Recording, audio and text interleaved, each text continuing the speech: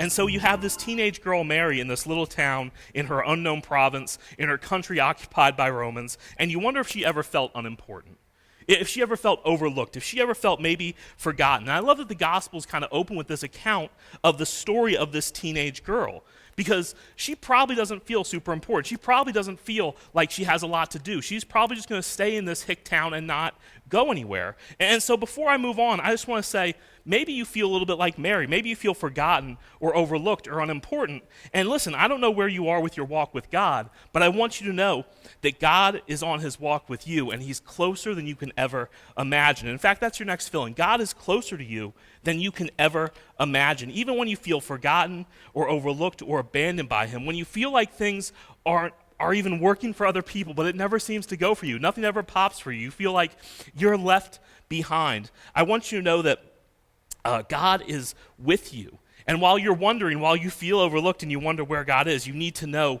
that he's with you, that he has not abandoned you. And maybe you tuned in today just to hear that, to know that you are not alone, that God is with you, he's not abandoned you, he's closer than you think he is, and you can't even comprehend exactly who he is. But let me tell you, God is not done with you, so be patient. And as we're going to see through the story of Mary, that the big things start with something very small. So hold on to the promise that God is with you.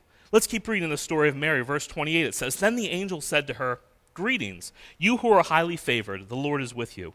Mary was greatly troubled at his words and wondered what kind of greeting this might be. But the angel said to her, 'Do not be afraid, Mary, for you have found favor with God.'" And you kind of hear this, and if you're Mary, maybe you're looking around at your modest little home, right, in a town no one's heard of, with parents who work in a province that's occupied by the Romans, and you're thinking, highly favored? I have questions. This is what God considers to be favored? Why do I live here in the armpit of a great empire? How can I find favor with God when I live like this? And I don't know, maybe you felt that way before. Maybe you've asked this question: how can things be so good and feel so bad? How can God have a plan for us? And you look around and you say, I just don't see it. Have you ever asked that question? God says I'm loved and he has plans for me and he'll never abandon me and he is with me. And I keep trying to keep my head above water in 2020, and I'm looking around going, God, you say things are going to be good. You say that you are good, but look around at 2020. My situation is not awesome. Be honest, how many of you have laid awake at night and wondering where God is?